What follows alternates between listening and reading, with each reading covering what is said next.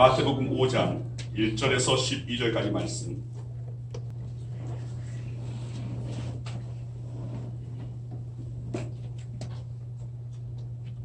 우리 교독하겠습니다. 예수께서 무리를 보시고 산에 올라가 앉으시니 제자들이 나아온지라. 심령이 가난한 자는 복이 있나니 천국이 그들의 것이며, 온유한 자는 복이 있나니 그들이 땅을 기업으로 받을 것이며, 긍휼히 여기는 자는 복이 있나니 그들이 긍휼히 여김을 받을 것이며, 화평하게 하는 자는 복이 있나니 그들이 하나님의 아들이라 일컬음을 받을 것이며, 나로 말미암아 너희를 욕하고 박해하고 거짓으로 너희를 거슬러 모든 악한 말을 할 때에는 너희에게 복이 있나니 기뻐하고 즐거워하라. 하늘에서 너희의 상이 큼이라. 너희 전에 있던 선지자들도 이같이 박해하였느니라. 아멘. 기도하겠습니다. 아버지 감사합니다. 주님, 이 시간 주의 말씀을 대합니다. 예배 가운데 진정 저희들이 정신 차려야 되고 정말 저희들이 집중해야 할 그 시간이 주님의 말씀을 받는 시간인 줄 압니다.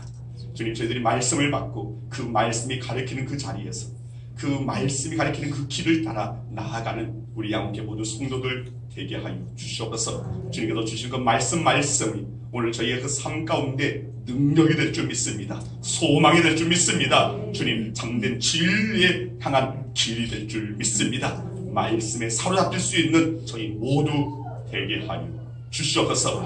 감사드리오며 예수 그리스도 이름으로 기도드리옵나이다. 아멘. 자, 우리 옆 사람과 또 우리 앞에 사람이 사랑하겠습니다. 잘 오셨습니다. 주의 이름으로 사랑합니다. 주의 이름으로 축복합니다. 자, 우리 팔복의 말씀을 계속 대합니다. 이 팔복의 말씀을 대할 때는 또 하나 인사말 있죠? 자, 우리 집사님은 당신은 복덩어리입니다. 저도 당신의 복덩이가 되겠습니다. 교회의 복덩이가 되겠습니다. 하나님의 복덩이가 되겠습니다. 네. 자, 덩어리가 큰 사람도 있고 작은 사람도 있습니다. 이 같은 저와 여러분 모두는 하나님의 복덩어리가 되어야 할 줄 믿습니다. 아멘. 그리고 하나님의 복덩어리가 된다는 것은 여러분을 통하여 그 누군가도 그 복을 받아야 한다는 것을 여러분 기억하시길 바랍니다. 자, 화평하게 하는 자는 복이 있다라고 오늘 9절 말씀이 있습니다. 오늘 팔복의 7번째 시간입니다. 화평하게 하는 자의 복에 대해서 함께 은혜 나누기로 합니다. 산에 가면 칡넝쿨이 있습니다. 이 칡은 그 나무의 오른쪽으로 나무를 감아 봅니다. 그런데 등나무는 그 나무의 왼쪽으로 그 나무를 감아 돌게 되어 있습니다. 그래서 어떤 곳에 나무가 있는데 그 옆에 칡넝쿨이 있고 등나무가 있으면 그 나무의 오른쪽으로 왼쪽으로 서로 이 등나무와 이 칡넝쿨이 서로 연결되어져 가지고 정말 얽히고 설키는 그런 상황에 이르게 됩니다.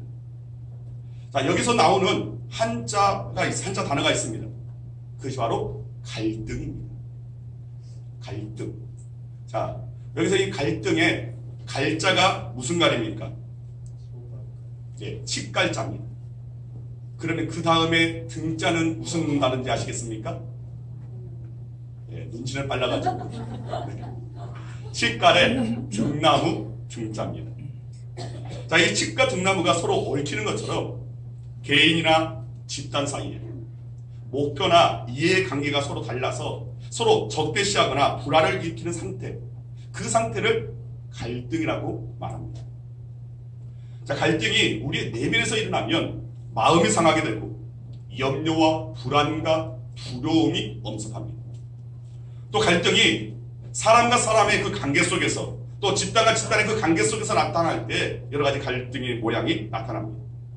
부부 간의 갈등, 부모와 자녀 간의 갈등, 고부 간의 갈등, 세대 간의 갈등, 계층 간의 갈등, 지역 간의 갈등. 이 갈등이 국가나 민족 간의 갈등으로 확대되면 전쟁이 일어날 수도 있습니다. 지금 현재 이 나라는 보수와 진보의 그런 갈등 가운데 있고 또 남과 북의 갈등 가운데 있습니다. 또 지금 대한민국과 일본 간의 그런 갈등 상황 가운데 있습니다. 여러분, 이 갈등이 우리 가운데 있는 이 상황 가운데 저와 여러분들은 어떤 자리에 있어야 할까요? 제가 우리 양훈교회에 와서 이제 1년이 되었습니다. 1년이 된 그 상황 가운데서 어떤 분이 저한테 묻습니다. 목사님의 정치 성향은 무엇입니까? 라고 묻는 그런 질문을 받을 때가 종종 있었습니다. 자, 이런 상황 가운데 지금 이 나라가 이런 상황 가운데 있는데 목사님은 무엇을 견지하고 계십니까? 어떤 입장이십니까? 자, 이때 저도 고민이 듭니다. 이런 상황 가운데 내가 어떤 가운데 있어야 할까? 내가 보수의 자리에 있어야 될까? 진보의 자리에 있어야 될까? 어떤 것이 하나님의 그 뜻이고 하나님의 그 길일까? 자, 오늘 제가 뭐 어떤 정치적인 어떤 성향의 어떤 그 말씀을 전하는 것이 아닙니다. 복음을 전하기 위함입니다. 제가 어렸을 때 어린 아이들이 때때로 동네 앞에 모여서 놀이를 합니다. 여러 가지 놀이를 하죠. 뭐 비석치기도 하고 또 자치기도 하고 지금 우리 아이들은 청년들은 그게 무슨 놀이인지 잘 모르겠지만 공기놀이도 하고 또 바닥에 뭘 그림을 그려가지고 거기에서 그런 놀이를 합니다. 그런데 자, 놀이를 할 때 그 그룹에 사실은 짝수가 모이면 별반 문제가 없습니다. 근데 홀수가 모였을 때는 문제가 발생합니다. 자, 누가 한 명 빠져야 되는데 어떻게 할까? 그런데 빠질 수는 없잖아요. 함께 하고자 모였는데 그럴 때는 자, 그 놀이문화를 이 주관하는 이제 골목대장이 있습니다. 그 골목대장이 자, 한 사람을 지정합니다. 그리고 그 사람을 무엇라고 읽었습니까? 네? 왓다리 가오리? 왓다리? 이게 좀 문화가 좀 달라서 저는 깍두기라고 했습니다. 깍두기라고 들었습니다. 깍두기 역할을 한다는 거예요. 어떤 팀에서든 이 사람이 이 팀이 먼저 하게 되면 거기에도 들어가고 또 저 팀이 또 하게 되면 저 팀에 또 들어가는 깍두기 역할을 합니다. 그런데 보통 이 깍두기는 승패를 좌우하는 실력자를 깍두기로 세우지 않습니다. 여기에 들어가도 저기에 들어가도 별반 승패 영향력이 없는 자, 그런 자를 깍두기로 세웁니다. 그리고 깍두기는 깍두기의 그 사명을 잘 감당해야 됩니다. 여러분, 깍두기가 오늘은 좀 뭐가 되네. 예전에 내 몸이 오른발이 왼발을 태클을 걸고 넘어뜨리고 하고 그랬는데 아니 오늘은 좀 뭔가 몸이 개운하고 뭐 게임이 되는 겁니다. 그런데 그렇다고 해서 너무 잘해서 한편에 치우쳐서 하게 되면 결국 그 놀이가 끝난 다음에 어떻게 됩니까? 공격을 당합니다. 패배한 팀에 공격을 당하게 되겠습니다. 그래서 깍두기는 깍두기로서의 어떤 승패를 그렇게 일컫는 그 역할을 감당해서는 안 됩니다. 자, 이것이 어떤 적절한 비유인지는 모르겠지만 저는 우리 그리스도인들은 하나님께서 사용하시는 깍두기가 되어야 할 줄 믿습니다. 근데 그 깍두기의 그 역할이 사실은 하나님의 그 발에서의 깍두기는 뭔가 다릅니다. 하나님의 그 깍두기는 이쪽 저쪽에 승리하는 것이 아니라 하나님께서 승리하실 수 있도록 하나님의 깍두기는 하나님의 뜻이 이루어지는 역할을 감당하는 겁니다. 그렇다면 그리스도인들은 이 시대 가운데 어떤 역할을 감당해야 할까? 제가 말씀드렸던 어떤 깍두기 역할을 감당해야 할까요? 승패를 좌우하는 결정되는 그런 역할이 아니라 또는 승패에 그 어떤 영향도 끼치지 않는 그런 자리가 아닙니다. 하나님께서 사용하시는 깍두기는 진보 보수 이쪽 저쪽 이게 아니라 제3의 자리에 서 있어야 됩니다. 제3의 자리가 어디입니까? 복음의 자리입니다. 말씀의 자리입니다. 신앙의 자리입니다. 하나님의 영광, 하나님의 뜻이 이루어지는 그 자리입니다. 그리고 하나님의 그 뜻 가운데서 모두를 하나 되게 하는, 오늘 말씀에 합평하게 하는 그 자리에 서야 한다는 겁니다. 오늘 본문 9절 말씀 같이 한번 보겠습니다. 9절 말씀, 팔복의 7번째 복에 관한 말씀 같이 한번 읽겠습니다. 화평하게 하는 자는 복이 있나니 그들이 하나님의 아들이라 일컬음을 받을 것이니요. 자, 여기서 먼저 생각해 볼 것은 왜 예수님께서 화평하게 하는 자, 평화를 위해 일하는 자가 행복하다고 말씀하고 계실까요? 평화의 사전적 의미는 갈등이나 다투, 전쟁이 없는 상태를 말합니다. 그런데 이런 평화스러운 상태가 가능하느냐? 그런 평화를 발견할 수 있는 것이 있느냐? 하나님 나라 외에는 없습니다. 이 땅에 진정한 그 평화가 있는 곳이라면 아마 공동 묘지에나 가야 아마 느낄 수 있을까? 이 땅에서는 그 어떤 평화가 있는 그곳은 우리는 발견할 수 없습니다. 그렇기 때문에 인간의 노력으로는 결코 이 땅에 진정한 평화를 이룰 수 없다는 것을 우리는 인정해야 합니다. 성경에는 평화라는 말이 무려 400회 정도 나옵니다. 여기서 참고로 평화, 평강, 화평, 평안 모두 같은 의미의 표현입니다. 사사기에 보면 하나님의 속성을 여호와 샬롬이라고 말합니다. 샬롬은 히브리어로 번역하면 평화입니다. 이사야 선지자는 장차 임하실 메시아를 일컬어서 평강의 왕이라고 그렇게 일컬었습니다.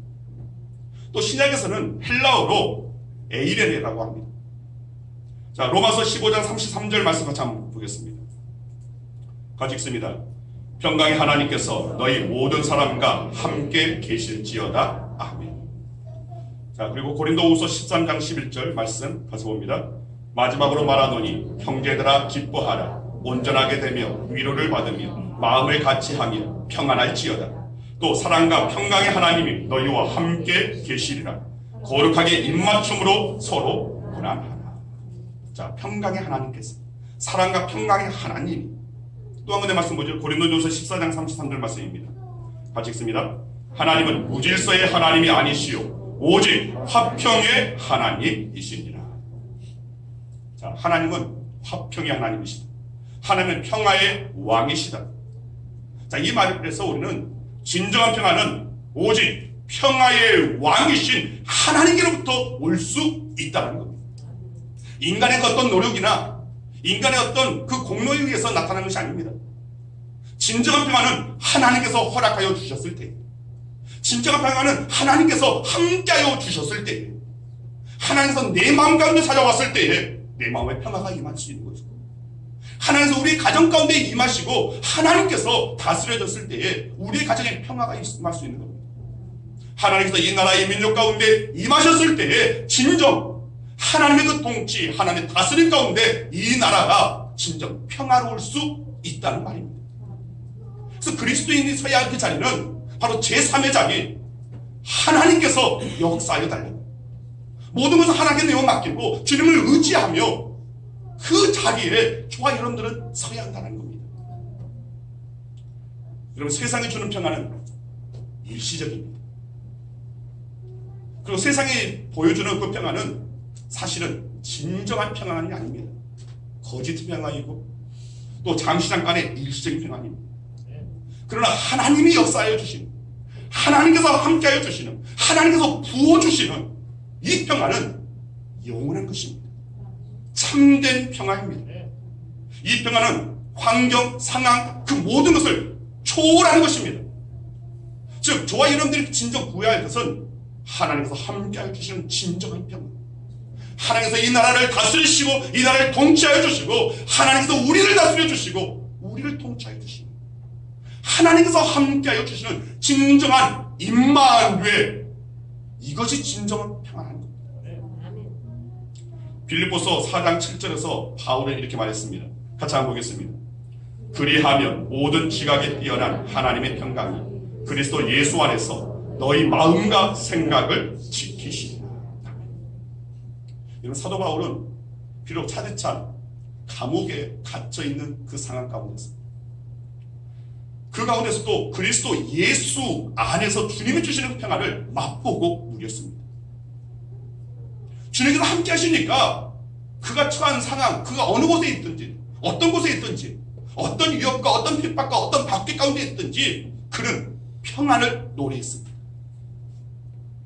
여러분, 주님 주시는 평안은 세상이 주는 평안과는 다릅니다. 그 차원이 다릅니다. 예수님께서도 요한복음 14장 27절에서 이렇게 말씀하십니다. 같이 한번 읽겠습니다. 같이 읽습니다.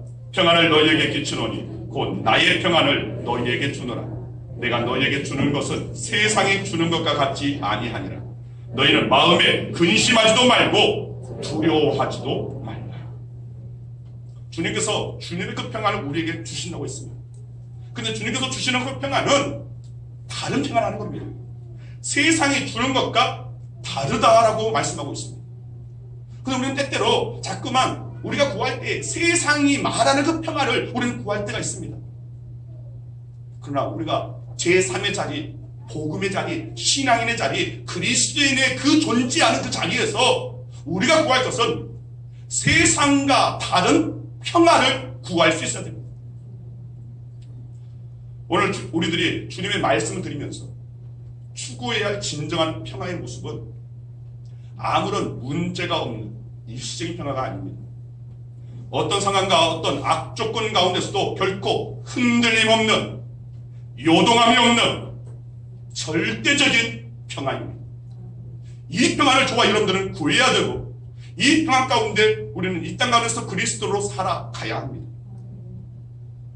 그렇다면 평화가 없는 이 시대, 염려와 불안이 가득한 이 세대 속에서 진정한 평안을 추구하는 행복자로 살 수 있는 비결은 무엇인가?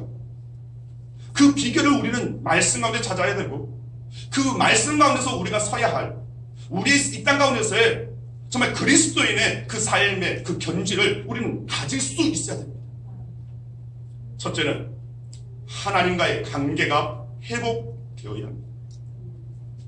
죄는 인간의 모든 문제의 근원입니다. 인간의 모든 질병, 고통, 갈등, 그 모든 것의 원인은 궁극적으로 죄입니다. 이것을 우리는 인정할 수 있어야 되고, 이것을 발견할 수 있어야 됩니다. 모든 갈등의 궁극적인 원인은 죄라는 사실. 죄는 모든 관계를 깨뜨립니다. 그리고 평화를 무너뜨립니다. 죄의 문제를 해결하지 않으면 진정한 그 평화는 우리 가운데 찾아올 수도 없고 우리들 맛볼 수가 없습니다. 이 죄 문제를 해결할 때 진정한 평화는 우리 가운데 임하게 된다는 겁니다. 평화를 잃어버리고 끊임없는 갈등, 아픔 속에 몸부림치는, 때때로 방황하는 인간을 위해서 하나님께서 빼드신 마지막 히든카드가 무엇이냐? 바로 예수 그리스도에 있다는 겁니다. 예수 그리스도. 그래서 우리는 이 시대 가운데, 이 갈등의 상황 가운데 우리가 붙잡고 우리가 바라봐야 할 것은 예수 그리스도입니다. 예수 그리스도.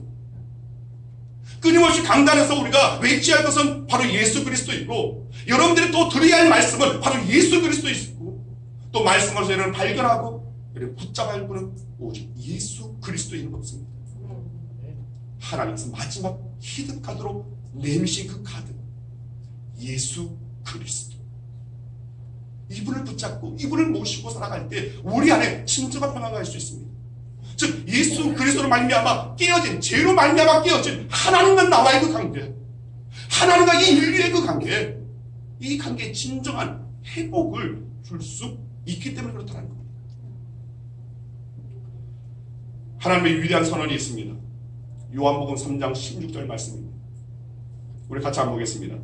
하나님이 세상을 이처럼 사랑하사 독생자를 주셨으니 이는 그를 믿는 자마다 멸망하지 않고 영생을 얻게 하려 하시니라. 하나님이 세상을 사랑하사 독생자를 주셨습니다. 주신 예수 그리스도, 우리에게 보내신 예수 그리스도. 그러나 때때로 많은 이들이 그 예수 그리스도를 외면합니다. 심지어 그리스도인도 예수 그리스도를 외면합니다. 그의 말씀을 외면합니다. 그의 십자가를 외면합니다. 모든 것이 주님, 평화의 왕이신 예수 그리스도께 있음을 부인합니다. 인정하지 않습니다. 아니, 거기에 전혀 붙잡힌 바 되지 않습니다. 여러분, 죄로 인해서 영생의 삶을 잃어버리고 여전히 죄의 종으로, 죄에 묶임바 되어져서 살아가고 있는 죄인들, 이 죄인들을 구원하시기 위해서 예수님께서 오셨습니다. 저와 여러분들을 구원하여 주시기 위해서 예수님께서 오셨습니다. 예수님은 죄로 막힌 하나님과 우리의 사이를 그 관계를 회복시켜 주셨습니다. 하나님과 원수되었던 죄로 원수되었던 우리를 이제는 하나님과 나아갈 수 있는 길이 되어 주셨습니다. 친히 십자가에 자신을 내어드린 이 하나님과 우리의 그 관계를 진정한 화목 제물이 되어 주셨다는 겁니다. 오늘 말씀 한번 보겠습니다. 골로새서 1장 20절에서 22절의 말씀입니다. 같이 말씀 보겠습니다. 그의 십자가의 피로 화평을 이루사 만물 곧 땅에 있는 것들이나 하늘에 있는 것들이 그로 말미암아 자기와 화목하게 되기를 기뻐하십니다. 절의 악한 행실로 멀리 떠나 마음으로 온수가 되었던 너희를 이제는 그의 육체의 죽음으로 말미암아 화목하게 되사 너희를 거룩하고 흠없고 책망할 것이 없는 자로 그 앞에 세우고자 하셨습니다. 자, 이 말씀 가운데 그의 육체의 죽음으로 말미암아 화목하게 하셨다. 예수님의 그 육체의 그 죽음으로 말미암아 우리를 하나님과의 그 관계 속에서 화목하게 하셨다는 겁니다. 즉 십자가에 달리신 예수 그리스도 말고는 예수 그리스도를 향한 믿음 외에는 하나님과 관계가 회복할 수 없다는 겁니다. 욥기 22장 21절 말씀입니다. 같이 한번 읽겠습니다. 너는 하나님과 화목하고 평안하라. 그리하면 복이 네게 임하리라. 오늘 본문 마태복음 5장 8복의 7번째 9절의 그 말씀과 일맥상통하는 겁니다. 먼저 우리가 화목하는 것, 그리고 화목케 하는 그 직분을 감당하는 것, 그럴 때 복이 너에게 임할 것이다. 어떤 복입니까? 하나님의 아들이라 일컬음을 받는 복입니다. 하나님의 자녀가 되는 복입니다. 여러분 이런 삶 가운데 진정한 평안을 원하십니까? 여러분 이 땅 가운데 진정한 평화가 오기를 바라십니까? 진정 참된 평화, 거짓된 평화, 일시적인 평화가 아니라 참된 평화, 영원한 그 평화가 이 땅 가운데 임하기를 원하십니까? 물론 그때는 주님께서 다시 오셔서 주님께서 친히 이 땅의 왕으로 이 땅을 다스리고 통치하실 때 가능한 일입니다.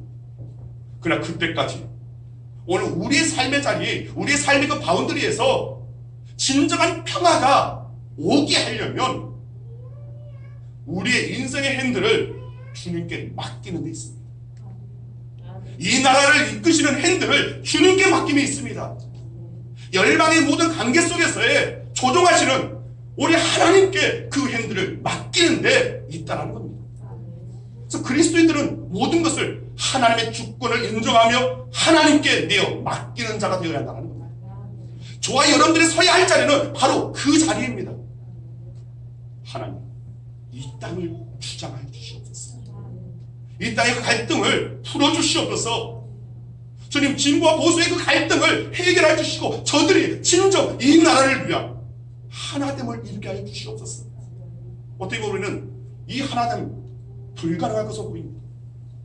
그러나 전능하신 하나님, 그 하나님께서 역사해 주시면 하나 될 수 있다고 저는 믿습니다. 저들의 그 마음 가운데 더럽고 추한 것들, 악한 것들 하나님께서 제하여 주셨습니다.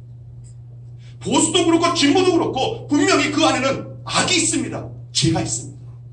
그런데 우리는 어느 한편만을 단편적으로 지지할 수가 없습니다. 왜요? 우리가 선택하고 있는, 우리가 지지하는 오늘 그 안에도 분명히 악이 보이니까, 죄가 있으니까. 그래서 하나님께 모든 것을 맡기는 겁니다. 하나님, 그 안에 있는 모든 악을, 모든 죄를 다 제거하셔서 그들이 하나됨을, 저들이 색깔이 점점 같아질 수 있도록 은혜 내려주시옵소서. 하나님께 내어 맡기는 것. 오늘 이것이 또 열방 간의 그 관계 속에서도 마찬가지입니다. 지금 대한민국의 오늘 그 상황과 또 일본의 어떤 상황, 저들이 각자 주장하는 바가 너무나 차이가 납니다. 그것 또한 하나님 모든 것을 제거하여 주셔서, 갈등의 요인을 제거하여 주셔서 주님, 저들이 서로 협력하여 하나됨을 이룰 수 있도록, 주님의 뜻을 이루는데 하나됨을 이룰 수 있도록 주님 역사하여 주시옵소서. 모든 것을 주님께 맡기는 겁니다. 우리의 인생의 핸들, 내가 지는 것이 아닙니다. 어떤 사람에게 주는 것이 아닙니다. 어떤 나라의 어떤 대통령에게 주는 것이 아닙니다. 하나님께 드리는 겁니다. 주님, 하나님께서, 주님께서 우리를 주장하여 주시옵소서, 인도하여 주시옵소서라고 저는 이 핸들을 주님께 맡기오니 주님께서 이끄신 대로 나아가겠습니다. 오늘 이 기도가 우리 가운데 있어야 좀 있습니다. 바로 주님, 제 힘으로는 할 수 없습니다. 주님, 우리의 능력으로는 할 수 없습니다. 인간적인 방법으로는 할 수 없습니다. 주님, 도와주시옵소서. 주님, 이 상황을 극복할 수 있는 능력을 허락하여 주옵소서. 주님께서 고쳐주시옵소서, 회복시켜 주시옵소서. 주님, 이 나라를 불쌍히 여기시고 긍휼히 여겨주시옵소서. 이 기도가, 진정한 기도가 우리 안에 터져 나올 수 있어야 한다는 겁니다. 지금 이 시대적인 상황 가운데서 믿는 자들에게, 하나님의 자녀들에게 원하시는, 하나님께서 듣고자 하시는 그 기도는 바로 이 기도일 겁니다. 이 기도를 저와 여러분들이 감당하기를 원합니다. 두 번째로, 이웃과의 관계가 회복되어야 합니다. 제가 나의 마음을 다스리게 됩니다. 제가 나를 주장하게 됩니다. 하나님 관계에 불화할 수밖에 없습니다. 그리고 반드시 이웃과의 관계도 깨어지게 되어 있습니다. 그 관계가 망가지게 되어 있습니다. 반대로 하나님과의 관계가 좋으면 이웃과의 관계도 평화롭습니다. 그래서 예수님은 예배의 중요성을 강조하시면서 먼저 서로 간에 용서해, 서로 간에 화해를 먼저 해라라고 말씀하셨습니다. 자, 마태복음 5장 22절에서 24절의 말씀입니다. 22절에서 24절까지 같이 한번 읽겠습니다. 나는 너희에게 이르노니 형제에게 노하는 자마다 심판을 받게 되고 형제를 대하여 나가라 하는 자는 공회에 잡혀가게 되고 미련한 놈이라 하는 자는 지옥불에 들어가게 되리라. 그러므로 예물을 제단에 드리려다가 거기서 내 형제에게 원망 들을 만한 일이 있는 것이 생각나거든 예물을 제단 앞에 두고 먼저 가서 형제와 화목하고 그 후에 와서 예물을 드리라. 먼저 형제와 화목해라. 그런 이후에 하나님 앞에 예물을 드리고 하나님께 영광 드리고 하나님께 예배를 드리라는 겁니다. 상한 마음 가지고 주님 앞에 나아오지만 먼저 형제와의 이웃과의 그 관계 속에서 우리 안에 그것이 그 불안이 가득 찬 상황 가운데서 하나님께서는 그 예배를 받지 않으신다는 겁니다. 그 누구를 향한 저주하는 그 마음이나 미워하는 마음이나 그런 마음을 가지고 하나님 앞에 나아서는 안 된다는 겁니다. 혹시 누군가로 인해서 이런 가운데 마음을 상처를 받았다 그리고 힘들다 하는 분이 있다면 여러분들이 먼저 손을 내미시길 바랍니다. 이것은 자존심 이전에 하나님을 만나느냐 못 만나느냐가 달려 있습니다. 자존심 문제 이전에 내가 천국에 들어가느냐 지옥에 가느냐 여기에 달려 있다는 겁니다. 분명 오늘 우리가 읽은 말씀 가운데 그렇게 담겨져 있습니다. 주님께서 하나님과 우리 사이를 화해시키려고 십자가까지 지셨는데 우리는 그 사랑을 믿고 주님을 사랑한다고 하면서 상대에 대해서 미워하고 저주하고 멸시하고 조롱하고 혐오하고 이것은 안 된다는 겁니다. 주님 앞에 나아온 자들은 그 모든 안에 미워하는 마음 제거하는 겁니다. 원수를 향한 그 미움도 제거하는 겁니다. 주님 앞에 나와왔을 때는 온전히 긍휼의 마음, 사랑의 마음, 그 모든 것을 용서하는 그 마음 가지고 나와왔을 때에 진정 하나님께서 그 예배를 받으시고 그 영광을 받으신다는 겁니다.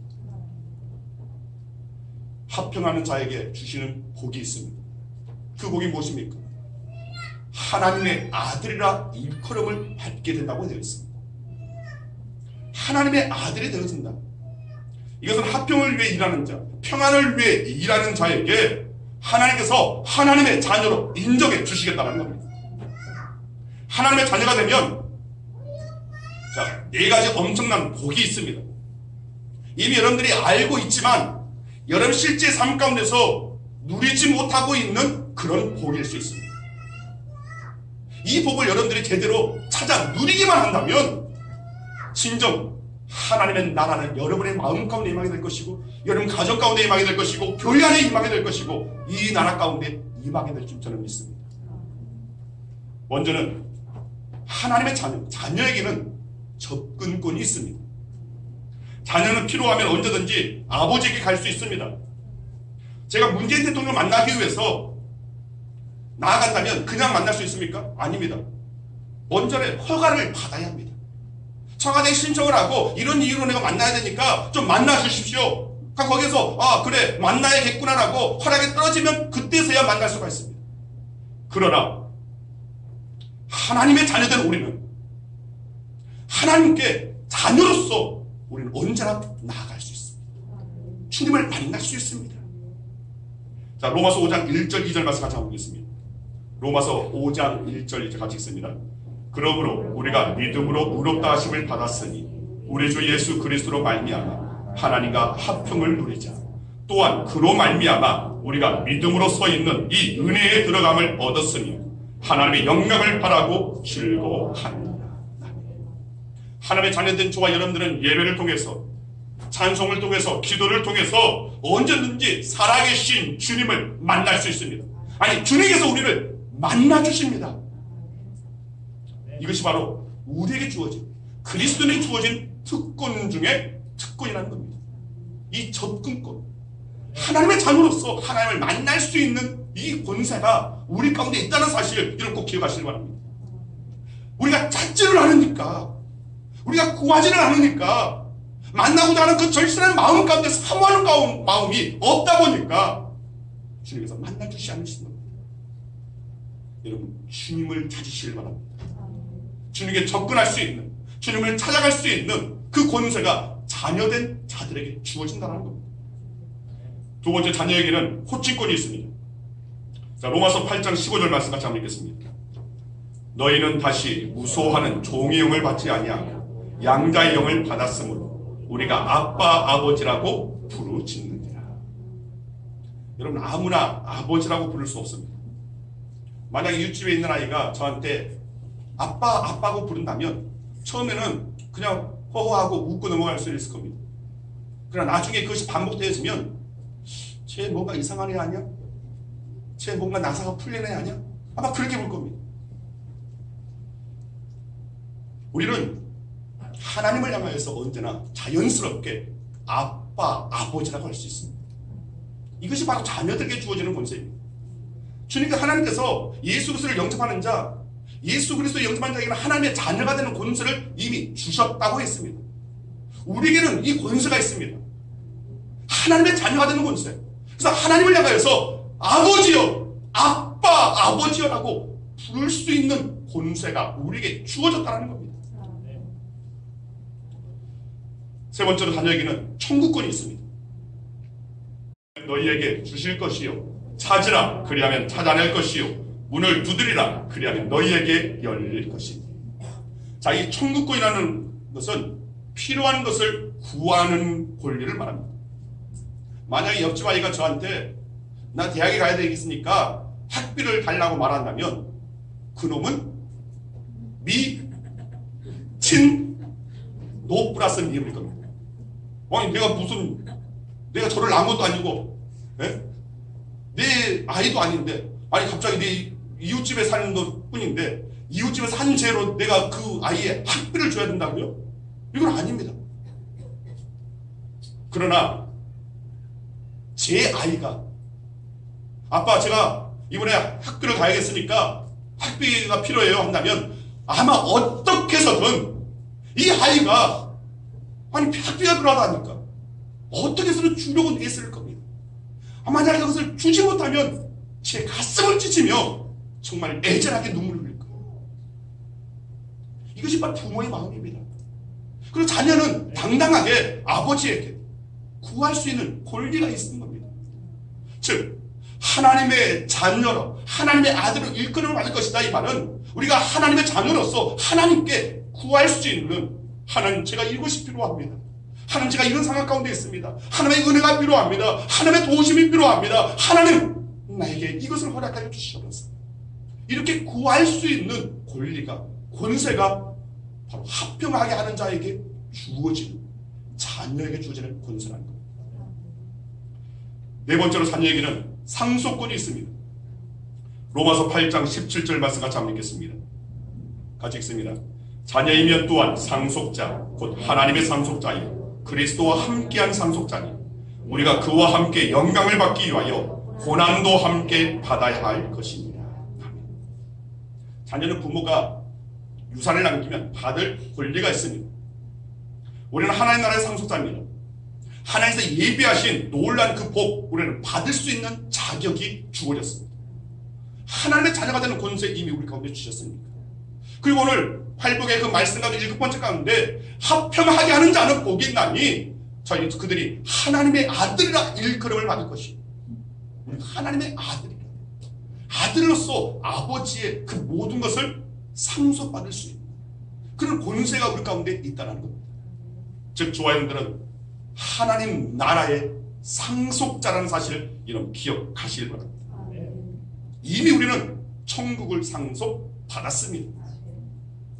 그렇게 우리는 할 수만 있다면 합평케 하는 삶을 살아야 됩니다. 우리가 서야 할 자리요, 우리는 모두를 끌어안을 수 있어야 됩니다. 복음으로 하나 되게 하는 것. 저 북한을 통일시키는 것도요, 다른 것 아닙니다. 저들은 무력으로 통일하려고 하지만 우리는 또 평화로 어떤 통일을 하려고 하지만 그러나 진정한 통일은 복음의 통일입니다. 아무리 남과 북이 저 장벽이 무너지고 하나 된다 할지라도 그것은 진정한 평화라고, 진정한 어떤 하나됨으로 말할 수 없습니다. 진정한 통일이라고 말할 수 없습니다. 여러분, 믿음의 사람들에게 있어서 진정한 그 평화, 진정한 통일은 복음으로 통일되어지는 것이고 복음으로 인하는 평화가 진정한 평화입니다. 이것을 우리는 꿈꿀 수 있어야 됩니다. 복음으로 통일이 되어지고 복음으로 모든 무너진 이 장벽이 무너질 수 있도록 이것을 우리는 기도할 수 있어야 합니다. 진정한 평화가 우리 가운데 임할 수 있도록. 그래서 로마서 12장 18절에서 사도 바울이 권면하는 말씀이 있습니다. 같이 한번 보겠습니다. 로마서 12장 18절 말씀입니다. 같이 읽습니다. 할 수 있거든 너희로서는 모든 사람과 더불어 화목하라. 여기서 중요한 부분은 모든 사람과 더불어입니다. 내 마음에 들지 않는 사람이라 할지라도 내 뜻과 내 가치관과 내가 지향하는 바와 다르다 할지라도 모든 사람과 더불어 화목해라. 무엇을 위해서요? 하나님의 영광을 위해서, 복음으로 하나됨을 위해서, 진정 복음이 이 땅 가운데 임하게 하기 위해서 이 역할을 감당해야 되기 때문에 저는 여러분들의 당당히 말합니다. 여러분들이 서야 할 자리는 복음의 자리입니다. 여러분들이 서야 할 자리는 믿음의 자리입니다. 여러분, 그 자리에서 우리는 어떤 것을 구할 것이 아니라 하나님 앞에 구하는, 하나님 앞에 진정한 평화가 임할 수 있도록 하나님 온전히 다스리고 하나님 온전히 지배하시니 하나님의 통치가 임하기를 원합니다라고 구할 수 있고 또 그 역할을 감당해야 할 자들이 저와 여러분들인 줄 믿습니다. 이 은혜가 차고 넘치기를, 그리고 합평하게 하는 저와 여러분 되어지기를, 갈등을 조정하는 것이 아니라 갈등을, 상황을, 모든 것을 녹아내리게 하는 말씀을 우리 안에 갖고 예수 그리스도를 소유하고 예수 그리스도의 그 복음으로 모든 것을, 모든 마음을, 모든 상황을 녹일 수 있는 저와 여러분들이 되어야 할 줄 믿습니다. 아멘. 이 은혜의 주인공 되어지는 우리 양홍교 모든 성도들 되기를 간절히 주의 이름으로 축원드립니다. 기도하겠습니다.